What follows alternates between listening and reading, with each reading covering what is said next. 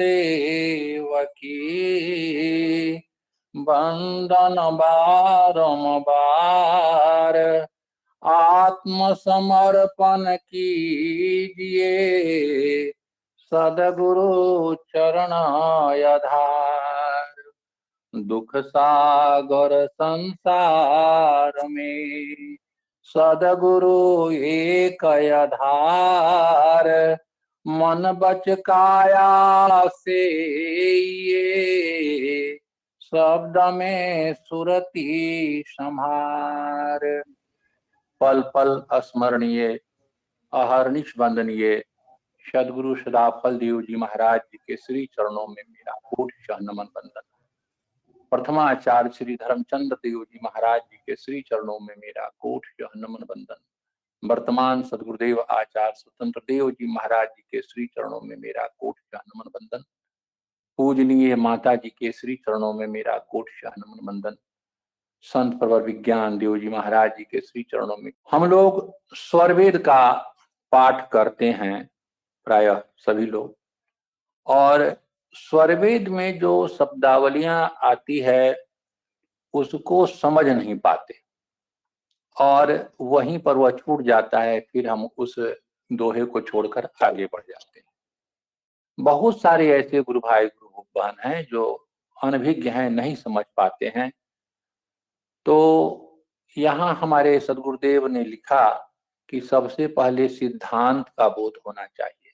स्वरवेद का सिद्धांत, विहंगम योग का सिद्धांत का बोध होना चाहिए, और तत्पश्चात यदि वह अनुभव में उतरता है तो हम लोगों को पहले से पता होता है कि ये क्या हो रहा है। और इसीलिए कहते हैं कि पहले उसका सिद्धांत का बोध कर लें, स्वरवेद को पढ़ करके, और सिद्धांत का बोध करने के बाद तब उसको योग साधना के माध्यम से उसको अपने अनुभव में उतारें। लेकिन बहुत सारे ऐसे रहस्य हैं, यह गूढ़ रहस्य है जो दोहे में आता है और उसको हम लोग समझ ही नहीं पाते। तो वैसे ही चीजों को लेकर के आज मैं आया हूं, लोगों को सरल भाषा में समझाने का मैं प्रयास करूंगा। हो सकता है मुझसे गलती हो जाए, भूल हो जाए, तो इसके लिए आप लोग क्षमा कर देंगे। जितना मेरा मन में आया, जितना मैंने सोचा, जितना मैंने विचार किया दोहे को देख करके और जो बुद्धि में आई, मैं उसको आपके सम्मुख रखने का प्रयास करूंगा। छोटा सा प्रयास मेरा है, तो त्रुटि रह जाए तो कोई हमको ये मत कीजिएगा, क्योंकि उतना विद्वान, मैं उद्भट विद्वान तो हूं नहीं। तो चलिए आइए, मैं ये करता हूं। देखिए, सिद्धांत की जानकारी क्यों होना जरूरी है। स्वरवेद के सिद्धांत या विहंगम योग का सिद्धांत की जानकारी होना क्यों जरूरी है सिद्धांत रूप से। पहले अगर उसको सिद्धांत की जानकारी आपको नहीं होगी तो जब साधना करेंगे तो आपको के ऊपर जब घटित होने लगेगा तो आपको लगेगा कि क्या हो रहा है। इसी तरह के एक संत थे जिनके बारे में मैंने एक चर्चा एक सत्संग में मैंने किया था। वो विहंगम योग के नहीं थे संत, पर वो थे योगी, पक्का योगी थे, बड़े संयमित ढंग से रहते थे और साधना लगातार करते रहते थे।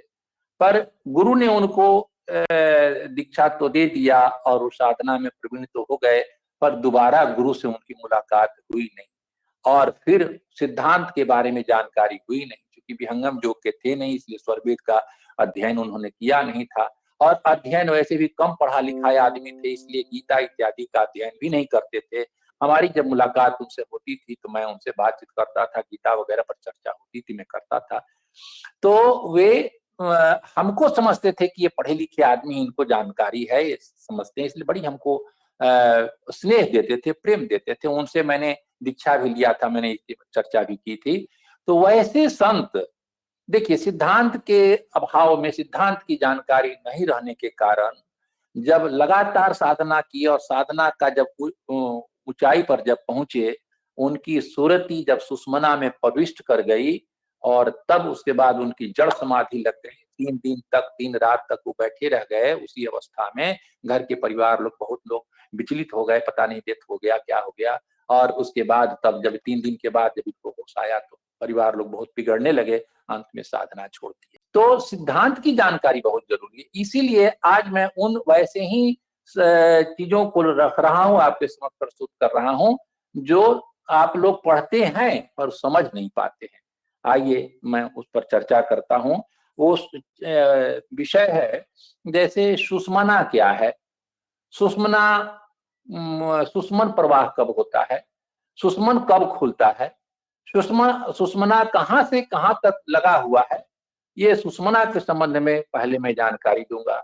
उसके पश्चात अम्बुदीप क्या है? अम्बुदीप में कैसे श्याम ध्यान साधना होता है? फिर उसके बाद मकर तार कहाँ प्रत्यक्ष होता है? और समय अगर मिला तो ये सब इन विषयों पर चर्चा करूंगा। सबसे पहले मैं सुषुम्ना पर चर्चा करता हूँ। देखिए, सुषुम्ना नाम की नाड़ी है जो हमारे स्वरवेद में लिखा है कि अंतराकाश से लगा हुआ है और नीचे वह हृदय तक आया है, और दूसरा जो है सो मेरुदंड होते हुए नीचे मूलाधार चक्र तक गया है। अब देखिए, सुषुम्ना दसम द्वार से ऊपर में एक हो जाता है, लेकिन दसम द्वार से जब नीचे आता है तो एक सुषुम्ना नाम की नाड़ी चली आती हृदय में, और दूसरा जो है सुषुम्ना नाम की नाड़ी वो जो है सो मेरुदंड के बीच से होता हुआ नीचे मूलाधार चक्र तक चला जाता है। जो हठ योगी होते हैं वे कुंडलनी को जागरण करके और अपने कुंडलनी को वो सुषुम्ना नाम की नाड़ी में प्रविष्ट करा करके मूलाधार चक्र, स्वाधिष्ठान चक्र, मणिपुर चक्र, अनाहत, विशुद्ध, आज्ञा चक्र और सहस्त्रता तक ले जाते हैं। हठ योग की क्रिया करते हैं, वो हठ योग की क्रिया के द्वारा वो खोलते हैं सारे चक्रों को, वेधते हैं और वेधन करके शोधन करके वो आगे की ओर बढ़ जाते हैं। लेकिन उनका गमन प्रकृति मंडल तक ही रह जाता है, सहस्त्रसार से ऊपर वो नहीं बढ़ पाते। क्यों? क्योंकि उनका जो मार्ग है वह पिपील मार्ग है। पिपील मार्ग का मतलब हुआ चींटी की तरह चलना। जिस तरह से चींटी अपने आधार को लेकर के चलता है, आधार को छोड़ता नहीं है, उसी प्रकार से जो हठयोगी होते हैं वो आधार क्या है? तो सुषुम्ना नाम की नाड़ी, उसी को आधार पकड़ के चलते हैं और सहस्त्रसार तक जाते जाते वो खत्म हो जाते हैं, वहीं तक उनका है। लेकिन विहंगम योग उससे आगे का चीज है। उसके आगे वो सहस्त्रसार से ऊपर जो है सो नौमा कमल है। नौमा कमल के ऊपर में फिर जो है सो एकादश दरवाजा है, उसके अंदर प्रविष्ट होना है। तो ये हठ योग क्रिया से ये अलग है। विहंगम योग बिल्कुल अलग है। हमारे विहंगम योग में अष्ट चक्रों का शोधन नहीं किया जाता है। अष्ट चक्रों का शोधन आपे आप हो जाता है जब आप उस भूमि पर पहुंचिएगा, जब आपकी सुरती वहां पर पहुंचेगी तो अपने आप सब आठों कमल खिल जाते हैं और तब सब कुछ स्पष्ट हो जाता है। तो आइए हम सुषुम्ना में कहाँ प्रवेश करेंगे, कैसे प्रवेश करेंगे, इसके बारे में थोड़ा सा हम जानकारी लेते हैं। सुषुम्ना है क्या? सुषुम्ना कैसे खुलता है? सुषुम्ना में कैसे हम प्रविष्ट होते हैं? कैसे हम चलते हैं? इन सब बातों पर थोड़ी चर्चा हम लोग करते हैं। तो सुषुम्ना नाम की नाड़ी जो है वह ऊपर से आती है, अंतराकाश से आती है, एकादश दरवाजा है वहां से लगा हुआ है और नीचे की ओर आता है और दसम द्वार पर आकर के फिर वो विभक्त हो जाता है, जैसा कि मैंने बताया। तो एक नाड़ी चलाता है सुषुम्ना नाम की नाड़ी हृदय में, और उसी हृदय के नाड़ी से मकर तार भी जुड़ा हुआ है। सुषुम्ना के साथ साथ मकर तार भी जुड़ा हुआ है, हृदय तक लगा हुआ है।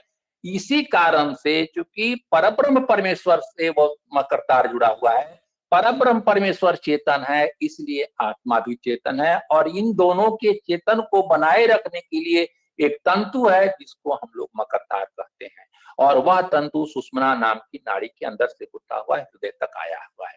इसीलिए हमारा जो है आत्मा वह चेतन है, चेतनत्व को प्राप्त करता है।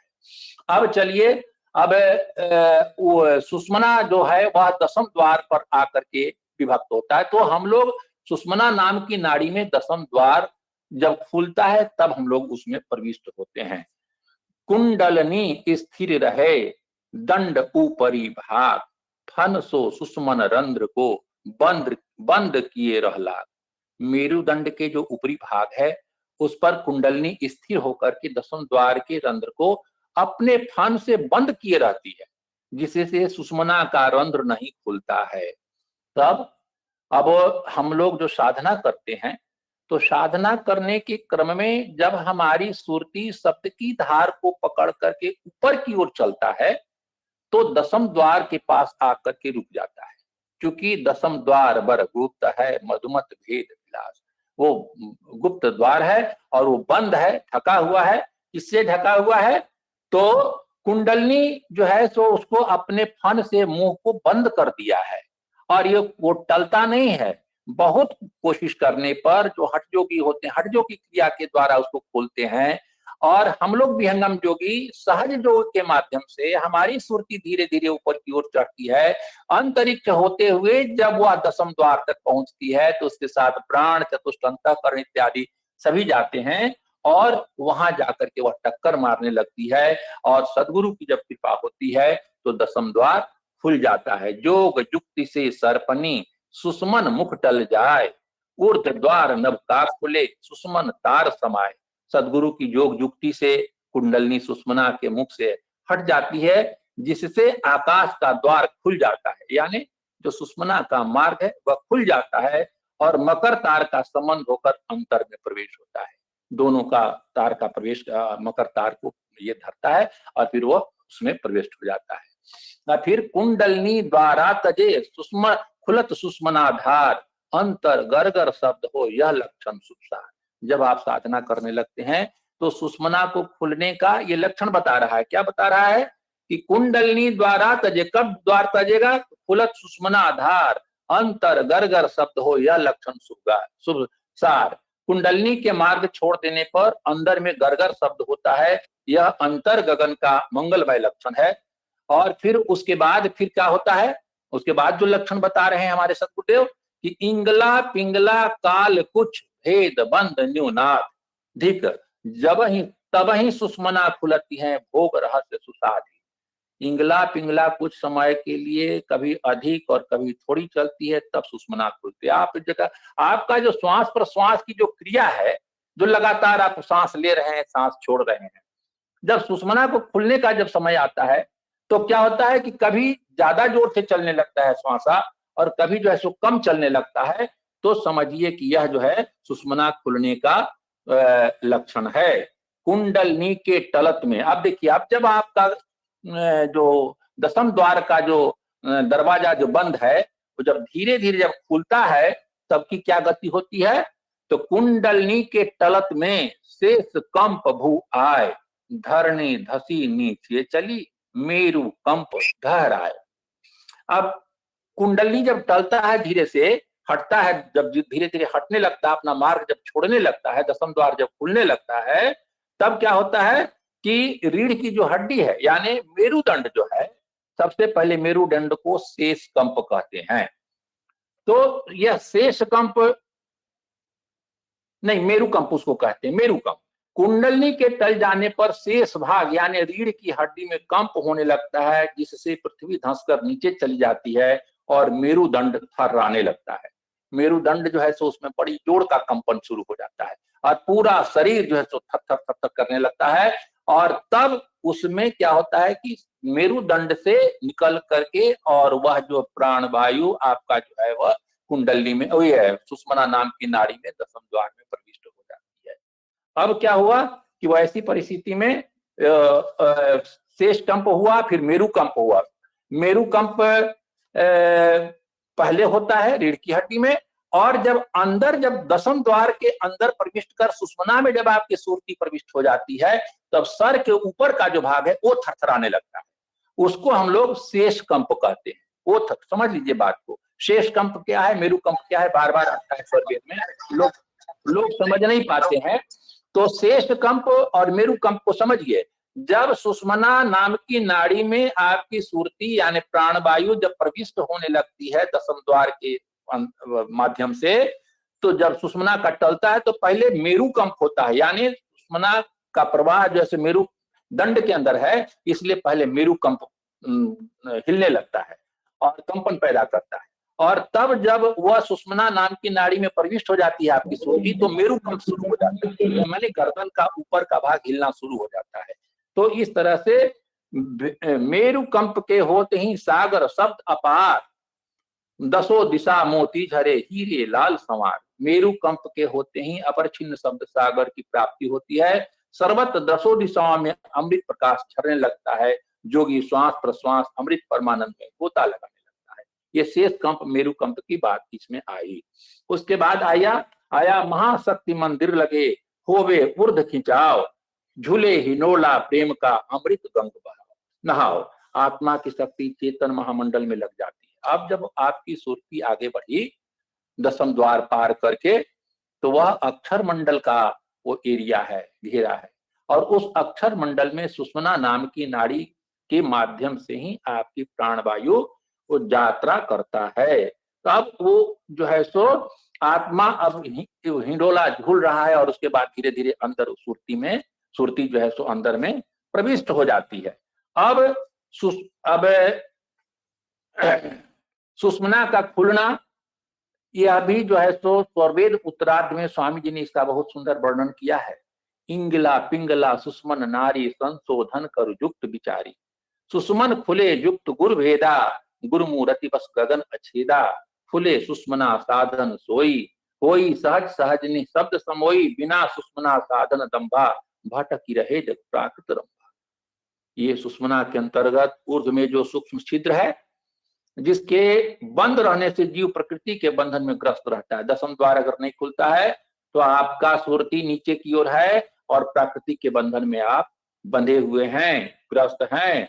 गुरु युक्ति से जब वह रहस्यात्मक गुप्त छिद्र खुल जाता है, तब आत्मा की शक्ति सुरती प्रकृति पार प्रदेश में अक्षर मंडल में प्रविष्ट हो जाती है। दसम द्वार जब तक नहीं खुलेगा, तब तक आप नीचे की ओर अंतरिक्ष में प्रकृति मंडल में ही आप पड़े हुए हैं।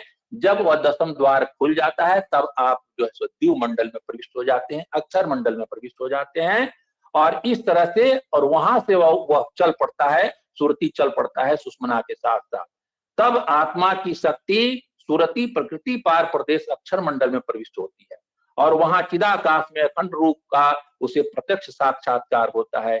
बिना सुषुम्ना के खुले जब तक सुषुम्न प्रवाह न हो जाए, तब तक यह कहना अथवा समझना कि मैं अध्यात्म मार्ग का साधन कर रहा हूं, पाखंड मात्र है, वास्तविक साधन नहीं है। क्योंकि सुषुम्न मार्ग के खुले बिना आत्म चेतना प्रकृति के घेरे में ही भटकती रहती है। ये हुआ। अब देखिए सुषुम्न प्रवाह, ये तो सुषुम्ना का खुलने का हुआ। अब सुषुम्न प्रवाह क्या चीज है?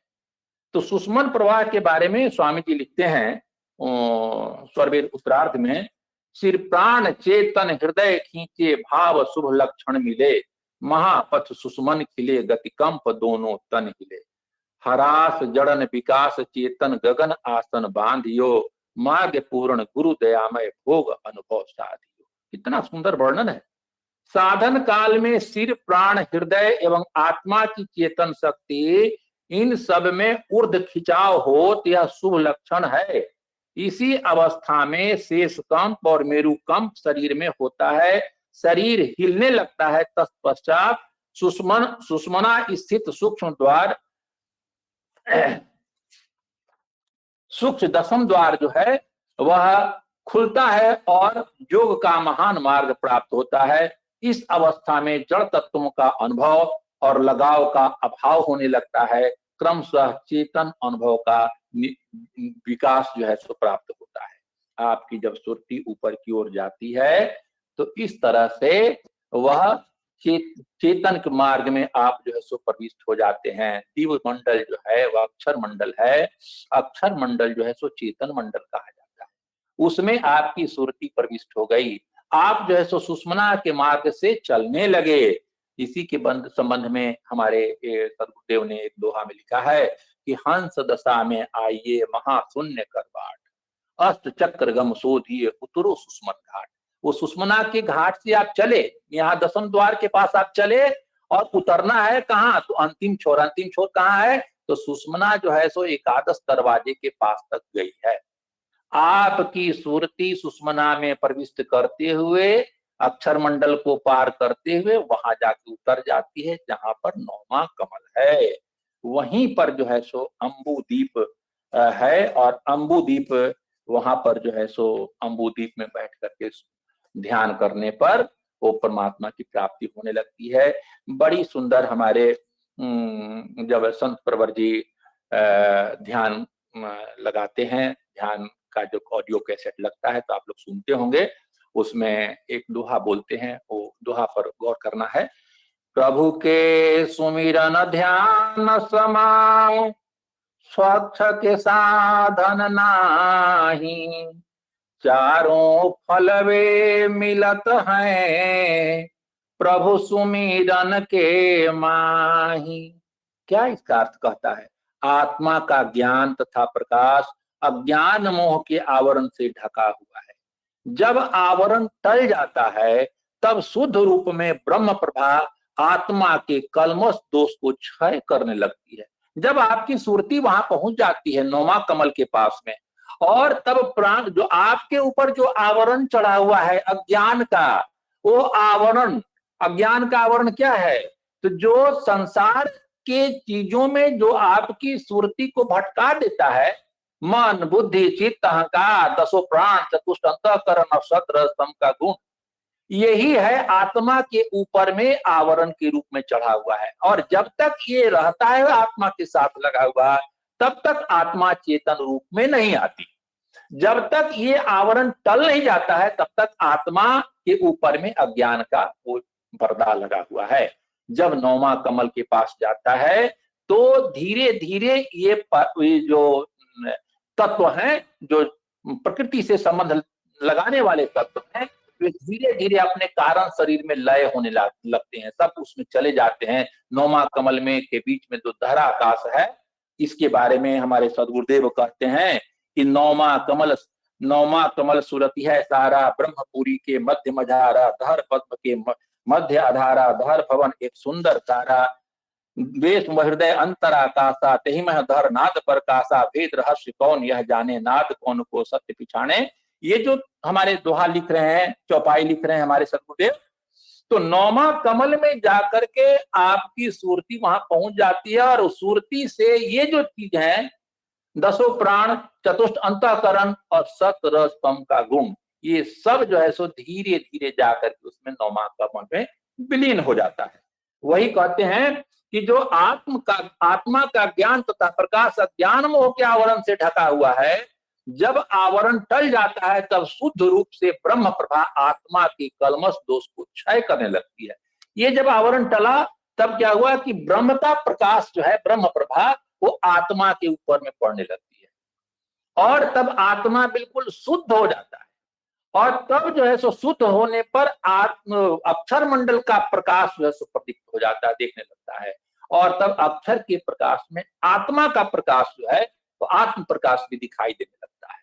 और अब ब्रह्म प्रभा के पड़ने से ही जब आत्मा बिल्कुल शुद्ध हो जाती है, तब आठों चक्र एक बये एकाएक अपने आप सब के सब प्रफुल्लित हो जाते हैं। और अष्ट चक्र जब खिल जाते हैं तो वही अष्ट चक्र के खिलने से प्रकृति के समस्त ऐश्वर्य, समस्त शक्ति, समस्त विभूति, सब के सब का ज्ञान आपको हो जाता है। और जब तक प्रकृति का ज्ञान नहीं होगा तब तक आप उस परमात्मा का ज्ञान कैसे करेंगे? इसलिए उस मंडल पर आकर के, जहां पर वो क्या कहते हैं अम्बुदीप है, वो अम्बुदीप में जाकर के जब सुरती बैठ जाती है और जब अम्बुदीप में ध्यान करने लगती है, तब का ये सब क्रिया प्रारंभ होता है। और तब सुरती जो है सब, तब जो है सो आत्मा की शक्ति जो है वह बिल्कुल आत्मा एकदम असंग हो जाती है, उसके साथ अब कोई दोष नहीं रहते। इसलिए शुद्ध भाव में आत्मा बैठ करके अम्बुदीप में बैठ करके साधन करने लगती है। अम्बुदीप के संबंध में कहते हैं कि अम्बुदीप में बैठकर सुमिरन ध्यान जो होए, सत्य लोक निशब्द के प्रकट दिशे सोए। अम्बुदीप वह स्थान है जहां ब्रह्म की प्रथम प्रभा पड़ने पर एक प्रदीप्ति प्रकट होती है। उस प्रदीप्ति सुधा के प्रवाह में योगी स्नान कर परम पवित्र हो और निर्मल हो जाता है। उसी स्थान के सुमिरन और ध्यान करने पर निशब्द का मंडल चेतन धाम प्रत्यक्ष दिखाई पड़ता है। अम्बुदीप के मध्य में सुरतिक बैठक जान, अष्टम चेतन सुरती है सुमरे द्वार निशान। अम्बुदीप अर्थात द्वार की प्रकाश भूमि में सुरती ठहरने की जगह है। उसी स्थान पर सुरती को तीक्ष्ण कर अष्टम सुरती द्वारा उस प्रकाश द्वार से प्रभु का सुमिरन करना चाहिए, अर्थात अम्बुदीप से ही प्रभु का सुमिरन होता है। अब देखिए वहां पर जब सुमिरन करने लगता है अम्बुदीप में बैठ करके, और तब जो है सो ब्रह्म का प्रकाश उस पर पड़ने लगता है। और जब ब्रह्म का प्रकाश पड़ता है तो उसी ब्रह्म के प्रकाश में ही आपका जो मकर तार है वह मकर तार दिखाई पड़ने लगता है। तो अब वहां पर क्या होता है कि जब ब्रह्म की प्रभा जब पड़ने लगती है आत्मा के ऊपर में, तो उसी समय उसी प्रभा में वो जो मकर तार है वह दृष्टिगोचर होने लगता है। अब देखिए कैसे मकर तार पहले कहते किसको है, तो उसी जो सार शब्द है ना ऊपर में, तो सबसे ऊपर एकादश दरवाजे पर सार शब्द की जो ध्वनि होती रहती है, उसी के संबंध में कहते हैं कि उसी शब्द के धार के अंतर्गत में जान, मकर तार डोरी लगी धारक जीव जहान। शब्द के धारण करने वाली शक्ति को मकर तार कहते हैं। शब्द को धारण करने वाली शक्ति मकर तार के द्वारा ही जीवात्मा अपने चेतन प्रदेश के द्वार तक पहुंचता है। मकर तार जब वहां पर असंग हो गई सुरती, आत्मा बिल्कुल असंग हो गई, कोई अब उसका आवरण नहीं रहा, तो अब पवित्र जब हो जाती है तो वो मकर तार वो ब्रह्म की प्रभा में वो स्पष्ट होता है। इसको आगे भी और हम स्पष्ट करेंगे। तो वो जो है सो स्पष्ट हो जाता है और तब उसी मकर तार को पकड़ करके आत्मा जो है सो धीरे धीरे ऊपर की ओर गमन करने लगता है। मकर तार जीव और ब्रह्म का एक नित्य संबंध है। मकर तार ऊपर में कहां लगी रहती है और नीचे कहां तक जाती है वो भी आप जान लीजिए। मकर तार सुषमन लगी उल्टे गगन द्वार, दिव मंडल झूलन परे दाधारक संधि आधार। नीचे के आधार को छोड़कर गगन के प्रकाशमय द्वार में मकर तार से सुषमना लगी हुई है। गगन द्वार वो प्रकाशमय द्वार है, वहां पर लगी हुई है। इसके संबंध में हमारे स्वामी जी लिखते हैं कि नख सुई सत्य द्वार है मकर तार आधार, सुधी निशी दिन जग में फंसी, दुस्तर अगम है सार। सुई के छिद्र जैसा चेतन द्वार अति सूक्ष्म है जिसमें मकर तार लगा हुआ है। अब देखिए मकर तार कहाँ लगा हुआ है, तो एकादश दरवाजा सुई के नोक जैसा सूक्ष्म द्वार है, वहां से मकर तार लगा हुआ है। स्पष्ट यहाँ वर्णन कर रहे हैं कि कहाँ लगा हुआ है मकर तार, इसमें आप संशय नहीं कीजिएगा, क्योंकि कह रहे हैं कि नखसुई सत्य द्वार है मकर तार आधार, सुधी निषदिन जग में फंसी, दुस्तर अगम है सार। सुई के छिद्र जैसा चेतन द्वार अति सूक्ष्म है जिसमें मकर तार लगा हुआ है, वहां पर मकर तार लगा है।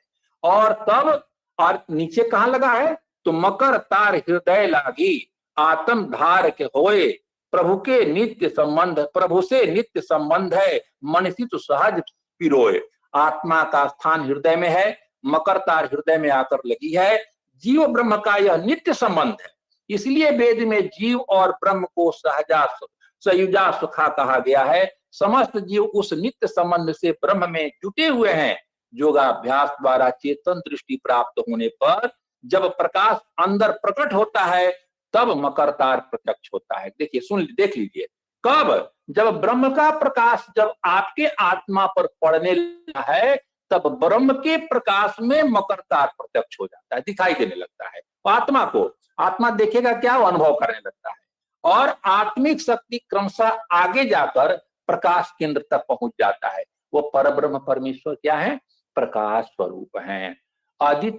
अजित पूरी एक देव की इस शरीर के माही, कोष एक प्रकाशमय शब्द आच्छादित ताहि। परमात्मा कैसा है, तो प्रकाश स्वरूप है। प्रकाश स्वरूप परमात्मा के चारों तरफ शब्द सार शब्द गुंजायमान हो रहा है, तो शब्द स्वरूप भी कहा जाता है उनको और प्रकाश स्वरूप भी कहा जाता है। तो उसी मकर तार को पकड़ करके आत्मा जो है सो प्रकाश जो ये है परमेश्वर है वहां तक वो पहुंच जाता है। मकर तार है हृदय में नाभि तक वे नाही, नाभि ज्ञात नल शक्ति है जैसे हृदय के माही। मकर तार हृदय में है, नाभि तक नहीं है। नाभि कमल की शक्ति हृदय में आकर जुट जाती है। योग विधान द्वारा जब शक्ति का ऊर्ध्व आकर्षण होता है तब नाभि कमल की शक्ति जागृत होकर हृदय में लग जाती है और आत्मिक चेतना अपने मार्ग से चेतन प्रदेश को पहुंच जाती है। ये स्वरवेद का दोहा कह रहा है कि नीचे में मकर तार हृदय तक आया, लेकिन आपका नाभि कमल जो है वहां जो मणिपुर चक्र जो है उससे खिंचाव होता है, खिंचाव होकर के और हृदय में पहुंच जाता है और तब आपकी सुरती ऊपर की ओर चढ़ने लगती है। अब मकर तार और कब प्रत्यक्ष होता है उसके बाद और बढ़िया से लिखा हुआ है, नाके तार आधार पर पंथ अगम चल संत, मकर तार छोड़े नहीं जब लग पहुंचन अंत। योग के इतना सुंदर दोहा है, बड़ी हम मेहनत करके इस सबको हम संकलित किए हैं आप लोगों के लिए। योग के अंतर अनुभव ब्रह्म प्रभा के प्राप्त हो जाने पर विशेष स्थान से एक प्रतिभा अंदर प्रकट होती है, जिससे मकर तार प्रत्यक्ष हो जाता है। ब्रह्म प्रभा एक प्रतिभा प्रकट होती है, मतलब कि ब्रह्म की प्रभा प्रकट होती है, जिससे मकर तार प्रत्यक्ष हो जाता है। उसी तार के आधार पर संत अपने चिदाकाश के मार्ग पर चलते हैं। जब तक उस प्रकाशमय भूमि की प्राप्ति न हो जाए तब तक उस मकर तार को अंतरदर्शी संत न छोड़ें। ब्रह्म प्रभा के आकर्षण में आत्मा की शक्ति खिंच जाती है, इसलिए आत्म प्रकाश प्राप्त करके चिदाकाश में परब्रह्म प्राप्ति के लिए योगी अंतर्गमन करे, क्योंकि आत्म साक्षात्कार के पश्चात सहज शून्य पार चिदाकाश का मंडल आगे है।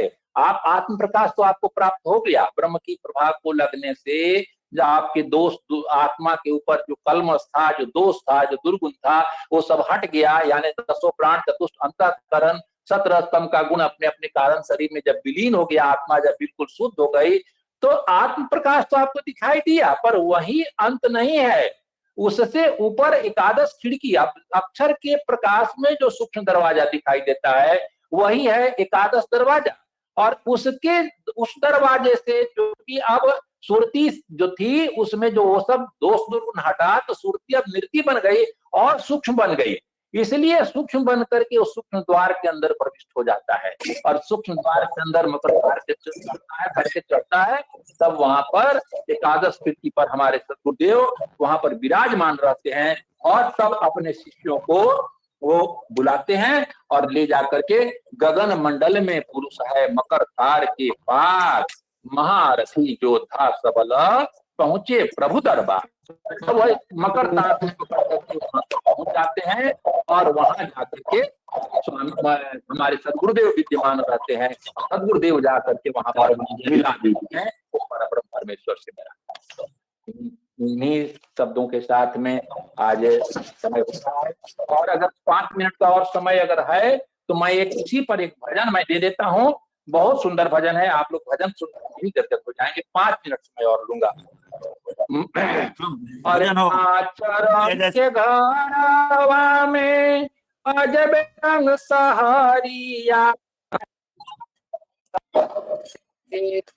हीरा लाल और मोतिया जहाँ रे घरे, हीरा लाल और मोतिया जहाँ रे झरे, अस्त कमल के ऊपर रे सखिया जहाँ रे झल के, मोरा पिया के सेजरिया जहाँ रे झल के, मोरे बालम के सेजरिया जहाँ रे झल के, 5 रंग के घरवा में अजब रंग सहारिया जहाँ रे झरे, हीरा लाल और मोतिया जहाँ रे झरे, त्रिकुटी के मध्य ओर में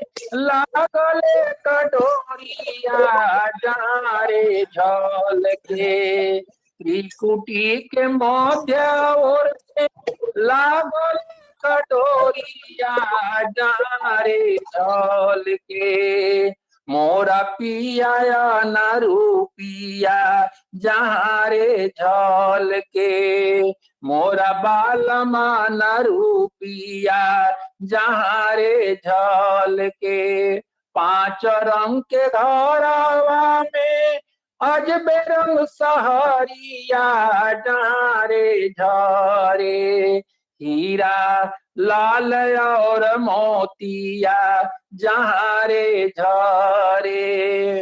मकर तार के ऊपर चढ़ के देखली रे सखिया जहाँ रे जुटल। मकर तार के ऊपर चढ़ के देखली रे सखिया जहाँ रे जुटल। पियवा तानी के चदरिया जहाँ रे सुतल। पियवा तानी के चदरिया जहाँ रे सुतल। पांच रंग के घरवा में अजबे रंग सहरिया जहाँ रे झरे हीरा लाल और मोतिया जहाँ रे झरे। धर्म ही दास अलापे निर्गुण गावेला ना भागरे बड़ा। धर्म ही दास अलापे निर्गुण गावेला ना भागरे बड़ा। गुरु से लागल है सनेहिया उनकर भागरे बड़ा। गुरु से लागल है सनेहिया उनकर भागरे बड़ा। पांच रंग के घरवा में अजबे रंग सहरिया जहाँ रे झरे हीरा लाल और मोतिया जहाँ रे झरे हीरा लाल और मोतिया जहाँ रे झरे। बोलिए सद्गुरुदेव भगवान की जय। अंत में आप सभी हमारे वंदनीय पूजनीय गुरु भाई को, गुरु बहनों को सादर नमन करते हुए मैं अपने वाणी को विराम देता हूँ। बोलिए सद्गुरुदेव भगवान की जय।